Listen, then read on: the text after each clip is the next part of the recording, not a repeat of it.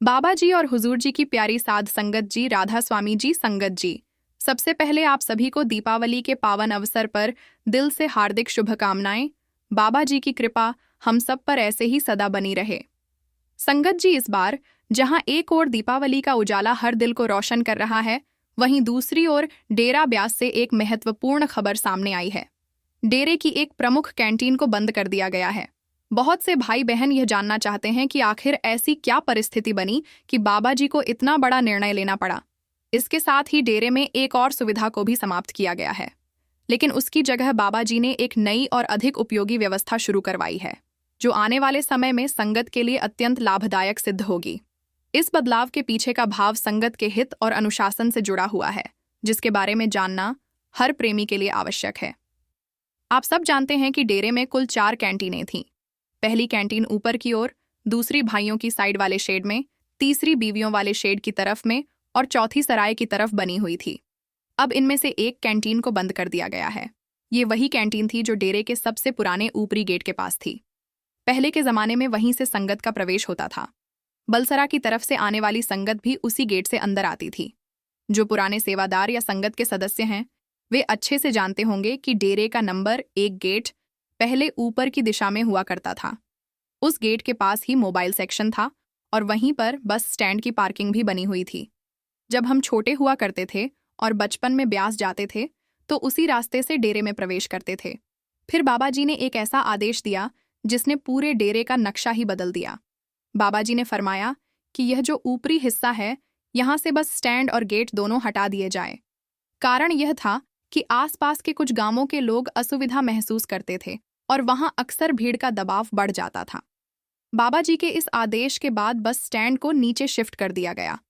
ऊपर की ओर जो कैंटीन और उसके आसपास के इलाके थे, वहां डेरे के रेजिडेंट्स यानी जो स्थायी रूप से डेरे में रहते हैं, उनके लिए रहने के क्वार्टर बनाए गए।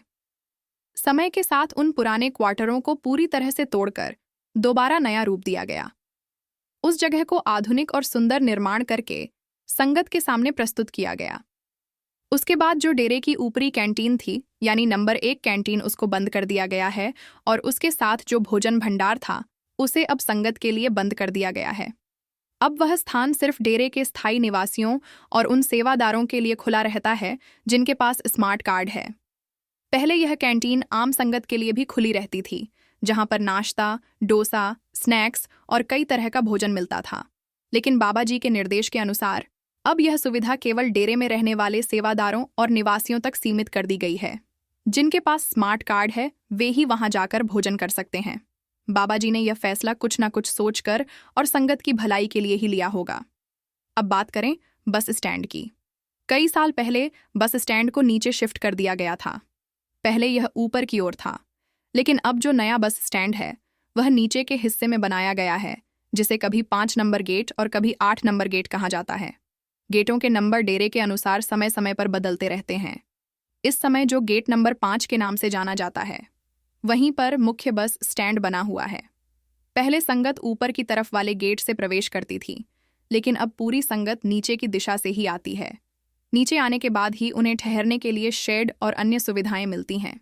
अगर आप 5 नंबर गेट से अंदर आते हैं तो आगे 6, 7, 8 और 9 नंबर तक की जगहों पर ठहरने के लिए शेड बने हुए हैं। इसी तरह अगर आप 8 नंबर गेट से प्रवेश करते हैं तो उधर भी शेड बने हुए हैं। अब संगत मुख्य रूप से नीचे के क्षेत्र में ही ठहरती है और सत्संग भी वहीं आयोजित होता है। इसका कारण भी बहुत सोच समझ कर लिया गया निर्णय था। ऊपर की ओर जाने वाली जो चढ़ाई बाबा जी की कोठी तक जाती है, आप में से बहुतों ने देखी होगी। वह लंगर के पीछे से ऊपर को जाती है।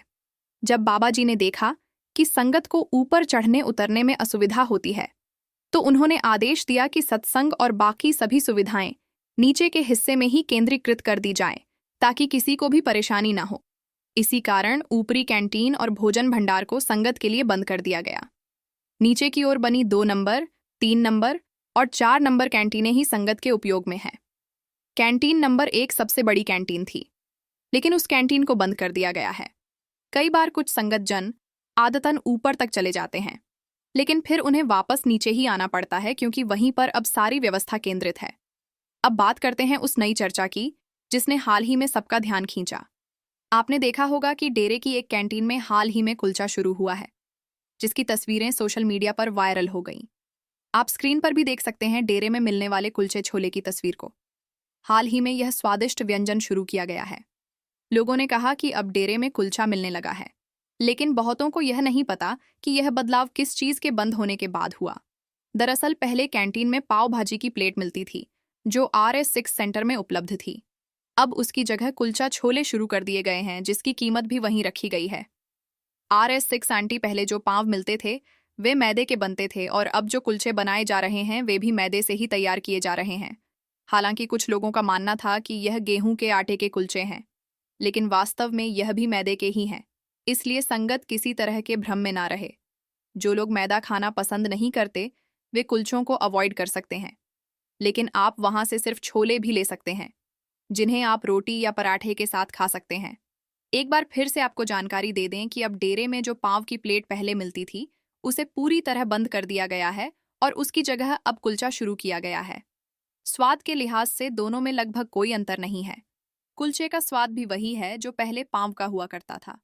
जो कुलचे यहाँ मिल रहे हैं वे ब्रिटानिया कंपनी के पैक में आते हैं। एक पैक में 5 कुलचे होते हैं। हाँ, अगर आप घर ले जाने के लिए पूरा पैकेट लेना चाहें तो ऐसा संभव नहीं है, क्योंकि डेरे में खाना या अन्य वस्तुएं घर ले जाने की अनुमति नहीं होती। इसलिए यह सुविधा सिर्फ वहीं खाने तक सीमित रखी गई है। अब बात करते हैं दिवाली की। ज्यादातर लोगों ने पूरे देश में घर घर में दीपों का त्योहार कल 20 तारीख को मनाया, और कुछ लोग आज 21 तारीख को भी दिवाली मना रहे हैं। लेकिन डेरे का इससे कोई प्रत्यक्ष संबंध नहीं होता, क्योंकि दिवाली एक व्यक्तिगत पर्व है जो मूल रूप से हिंदू धर्म का उत्सव है। वहीं सिख संगत इस दिन को बंदी छोड़ दिवस के रूप में मनाती है। इसलिए आप चाहे 20 को मनाएं या 21 को, यह पूरी तरह आपकी खुशी और सुविधा पर निर्भर करता है। बाबा जी ने कभी भी किसी को यह नहीं कहा कि दिवाली किस दिन मनानी चाहिए, लेकिन उन्होंने हमेशा एक बात जरूर समझाई है। जब तक हम भजन सुमिरन द्वारा अपने भीतर के अंधकार को दूर नहीं करेंगे, तब तक हमारी दिवाली सच्चे अर्थों में हैप्पी नहीं हो सकती। हैप्पी दिवाली का अर्थ क्या है? वही व्यक्ति सचमुच हैप्पी है जो भीतर से शांत और प्रसन्न है। हम तो दुखों, चिंताओं और परेशानियों से घिरे हुए हैं। दिन रात चैन की तलाश में भटकते रहते हैं, पर सच्चा सुकून हमारे भीतर ही छिपा है। अगर भीतर का दीपक नहीं जलेगा तो बाहर के हजारों दिए भी हमें शांति नहीं दे सकते। जब भगवान श्री राम रावण का वध कर अयोध्या लौटे थे, तब नगरवासियों ने खुशी में दीप जलाए और पुष्प बरसाए।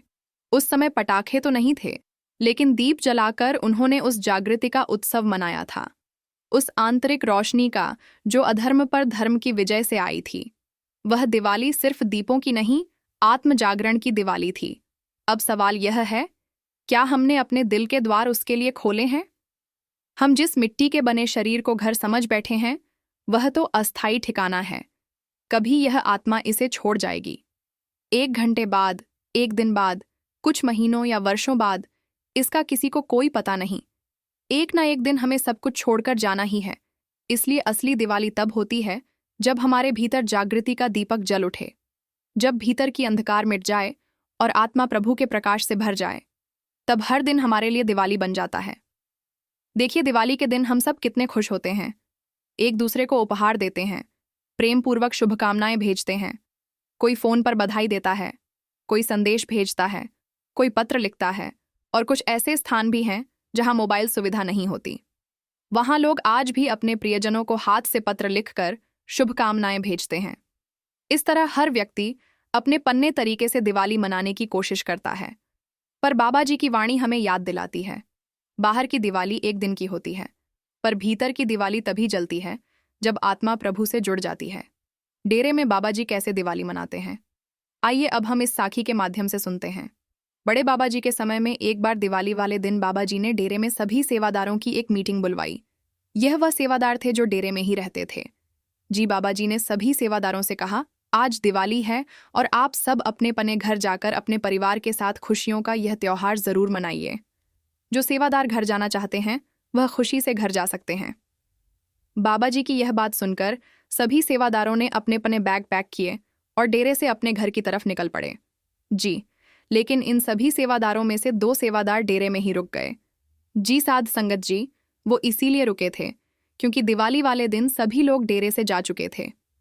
जी, और बाबा जी उस दिन अकेले थे, तो सेवादारों ने सोचा आज हम बाबा जी के साथ ही दिवाली मनाएंगे। दोनों सेवादार बाबा जी के पास बैठ गए और उन्होंने बाबा जी से रूहानियत के बारे में बहुत कुछ पूछा जी। दोनों सेवादारों ने एक सवाल पर बहुत जोर दिया। बाबा जी, हमारे अंदर प्रकाश कब प्रकट होगा? हम मेहनत बहुत करते हैं, लेकिन अभी तक हम कामयाब नहीं हो सके। तो बाबा जी मुस्कुराए और बोले, बेटा, तुम लोग गिनती क्यों करने लगते हो? तुम्हारा काम है भजन सिमरन पर बैठना और मालिक का काम है तुम्हें कामयाबी देना। लेकिन हम गिनती पर पड़ जाते हैं। फिर जब दोनों सेवादारों ने जिद की तो बाबा जी ने कहा, तुम दोनों जिस अवस्था में बैठे हो, इसी अवस्था में मन को खाली करके भजन सिमरन शुरू कर दो। और बाबा जी के कहने पर दोनों सेवादार भजन सिमरन पर बैठ गए। जी बाबा जी ने उन दोनों पर ऐसी कृपा की कि उनकी सूरत रूहानी मंडलों में पहुंच गई जी, और उन्हें सब कुछ दिखाई देने लगा। कुछ देर बाद जब दोनों सेवादार अपनी साधना से वापस सामान्य अवस्था में आए तो उनकी आंखों से आंसू बह निकले। जी, वे दोनों जोर जोर से रोने लगे, लेकिन यह रोना दुख का नहीं, कृतज्ञता का था। उनके चेहरे पर अजीब सी चमक थी और दिल में सिर्फ एक ही शब्द बार बार निकल रहा था, शुक्र है बाबा जी, शुक्र है बाबा जी। दोनों बोले, बाबा जी, बाहर के दिए और रोशनी से तो हर कोई दिवाली मनाता है, लेकिन आपने तो आज हमारी सच्ची दिवाली मना दी। आज हमारे भीतर वह प्रकाश जल उठा जिसका हमें वर्षों से इंतजार था। हमने वह सब देख लिया जी, जो आंखों से नहीं आत्मा से देखा जाता है। उनकी आंखों से आंसू लगातार बह रहे थे और बाबा जी शांत भाव से उन्हें निहार रहे थे। फिर बाबा जी ने बड़े प्रेम से कहा, बेटा, सारी दुनिया बाहर के दो और सजावट में खुश हो रही है, पर अपने भीतर जो असली प्रकाश है उसकी खबर किसी को नहीं है। जिस दिन इंसान को अपने अंदर का वह रूहानी प्रकाश दिखाई दे जाता है, उस दिन से बाहरी रोशनी उसे फीकी लगने लगती है। फिर बाबा जी ने थोड़ा ठहर कर आगे कहा, देखो बेटा, जब किसी को पूर्ण सद्गुरु की मौज मिल जाए तो आत्मिक मंजिल तक पहुंचने में एक पल भी नहीं लगता। लेकिन अगर यह मंजिल बिना मेहनत के मिल जाए तो मनुष्य उसे संभाल नहीं पाता। इसलिए मेहनत जरूरी है, तभी आत्मा को उसकी असली कीमत और महत्व का एहसास होता है। संगत जी, अभी वीडियो को बीच में बिल्कुल मत छोड़ना जी, क्योंकि बाबा जी का यह संदेश हर एक सत्संगी के लिए सुनना बहुत जरूरी है। साध संगत जी, यह बात भी दिवाली के दिन की ही है। उस दिन बाबा जी डेरे में अपने कुछ सेवादारों के साथ बैठे बहुत ही स्नेह और सहज भाव से बातें कर रहे थे। अचानक बाबा जी जोर जोर से हंसने लगे। उनकी हंसी इतनी गहरी थी कि सब हैरान रह गए। सेवादारों ने सोचा कि शायद किसी ने कुछ कहा होगा, लेकिन जब कारण पूछा गया तो बाबा जी ने मुस्कुराकर कहा, कुछ नहीं बेटा, बस यूं ही हंसी आ गई। थोड़ी देर बीती और बाबा जी फिर से उसी तरह हंसने लगे। अब सेवादारों को समझ नहीं आ रहा था कि बाबा जी आखिर बार बार किस बात पर हंस रहे हैं। आखिरकार जब सभी सेवादारों ने बार बार निवेदन किया तो बाबा जी ने बड़ी नम्रता से कहा, ठीक है बेटा, बताता हूं कि मैं किसे याद करके हंस रहा हूं। और जो बात बाबा जी ने बताई वह सुनकर सब गंभीर हो गए, क्योंकि उसमें गहरी सीख छिपी थी। बाबा जी ने कहा, लगभग 20 साल पहले एक सत्संगी डेरे में आया करता था। बहुत सेवा करता था, सत्संग ध्यान से सुनता था, परमार्थ से जुड़ी किताबें पढ़ता था और संगत के बीच बहुत विनम्रता से रहता था। कुछ समय बाद उसने नामदान के लिए आवेदन किया। मालिक की मौज से उसे पहली ही बार में पर्ची मिल गई। फिर मैंने उसे नाम का भेद भी दे दिया। वह इतना खुश हुआ कि बार बार धन्यवाद कर रहा था और जाते जाते मुझसे वादा किया, बाबा जी, अब सारी उम्र आपके बताए मार्ग पर चलकर भजन सिमरन करता रहूंगा। बताते बताते बाबा जी फिर से मुस्कुरा दिए। सेवादारों ने फिर पूछा, बाबा जी, लेकिन इसमें तो कोई हंसने वाली बात नहीं दिखती। सेवा करना, सत्संग सुनना, नाम दान लेना, यह तो हर सत्संगी का अधिकार और सौभाग्य है। तो फिर उस सत्संगी ने ऐसा क्या किया जिसे याद करके आज आप इतने हंस रहे हैं? संगत जी, बाबा जी का जवाब जो इसके बाद आया वह सुनकर हर किसी को अपने जीवन पर विचार करने की जरूरत महसूस हुई। जी बाबा जी ने मुस्कुराते हुए आगे कहा, बेटा, आज मुझे हंसी इसलिए आ रही है क्योंकि वही व्यक्ति अब एक बहुत बड़ी परेशानी में फंस गया है और बार बार मुझे याद कर रहा है। सेवादार ने हैरानी से पूछा, बाबा जी, इसमें हंसने की क्या बात हुई? जब भी कोई इंसान मुश्किल में होता है तो मालिक को ही पुकारता है, फिर उसमें गलत क्या है? बाबा जी कुछ पल चुप रहे, फिर बोले, बेटा, मैं इसीलिए हंस रहा था क्योंकि वह व्यक्ति 20 साल पहले नामदान लेकर गया था। मैंने उसे नाम का भेद दिया था और उस समय उसने मुझसे वचन लिया था कि वह पूरे जीवन नाम सिमरन में जुड़ा रहेगा। लेकिन इन 20 सालों में उसने एक बार भी मुझे याद नहीं किया, न भजन सिमरन किया, न सत्संग आया, न किसी सेवा में कदम रखा। पर आज जब उस पर मुसीबत आई, तब वह मुझे पुकारने लगा है। यह सुनकर वहां बैठे सभी सेवादार गहरी सोच में पड़ गए। माहौल एकदम शांत हो गया। तभी एक सेवादार ने हिम्मत जुटाकर पूछा, बाबा जी, तो अब क्या आप उस व्यक्ति की मदद करेंगे? बाबा जी की आंखों में ममता झलक उठी। उन्होंने बहुत ही कोमल स्वर में कहा, बेटा, चाहे कोई बेटा अपने बाप को याद करे या ना करे, बुलाने पर आए या ना आए, लेकिन एक सच्चा बाप अपने सबसे नालायक बच्चे की भी संभाल जरूर करता है। बाबा जी की यह बात सुनकर वहां मौजूद सभी सेवादारों की आंखें भर आईं। किसी का गला रंध गया, किसी की आंख से आंसू बह निकले। सब समझ गए कि मालिक का प्यार और रहमत कितनी गहरी होती है। वह कभी किसी से मुंह नहीं मोड़ता, चाहे इंसान खुद ही उससे कितनी बार क्यों ना मुंह फेर ले। संगत जी, सच तो यह है कि वह 20 साल पुराना सत्संगी ही नहीं, हम सब भी उसी राह पर चल रहे हैं। फर्क सिर्फ इतना है कि जब तक सब कुछ ठीक रहता है, हम मालिक को भूल जाते हैं, लेकिन जैसे ही दुख दर्द आता है, बाबा जी की याद अचानक से उमड़ पड़ती है। पर संगत जी, यहाँ बाबा जी को याद करने का मतलब सिर्फ नाम जपना या फोटो के आगे सिर झुकाना नहीं है। बाबा जी को सच्ची खुशी तब मिलती है जब उनकी संगत दिल से भजन सिमरन करती है, जब हम अपने अंदर अपनी आत्मा के जरिए उनसे जुड़ते हैं। हम अक्सर यह सोच लेते हैं कि बाबा जी हमारी संभाल करेंगे, और सच भी है। वह तो हम जैसे नालायक से नालायक बच्चों की भी पूरी देखभाल करते हैं। उन्होंने तो हमारे जीवन का भार अपने कंधों पर उठा रखा है। लेकिन एक बात हम भूल जाते हैं, नाम दान लेकर हमने भी तो एक वचन दिया था, एक जिम्मेदारी ली थी कि हम रोजाना भजन सिमरन करेंगे, अपने मन को मालिक से जोड़ेंगे। पर अफसोस, उस जिम्मेदारी को निभाने में हम पीछे रह गए। और जब कोई संकट आता है, तब हम आंखें बंद करके यही उम्मीद लगाकर बैठ जाते हैं कि बाबा जी आएंगे और हमें मुसीबत से निकाल लेंगे। पर संगत जी, अगर हम खुद कदम नहीं बढ़ाएंगे तो मालिक कैसे हमारी राह आसान करेंगे? उनका काम संभालना है और हमारा काम है याद में टिके रहना। तभी सच्चे अर्थों में मालिक से मिलन संभव होता है। संगत जी, आज दिवाली का पवित्र दिन है, रोशनी का त्योहार।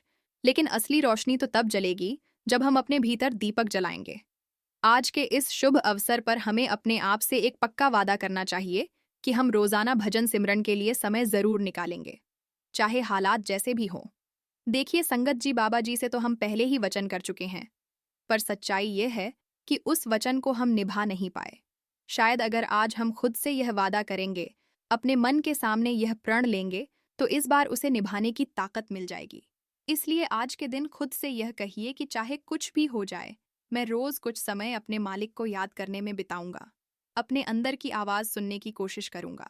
और संगत जी, अभी वीडियो में बने रहिए, क्योंकि आगे मैं आपको एक ऐसी बात सुनाने वाली हूं जो उस 20 साल पुराने सत्संगी की कहानी से बहुत मिलती जुलती है। पर का बस इतना है कि इस बार बात थोड़ी गहराई वाली है।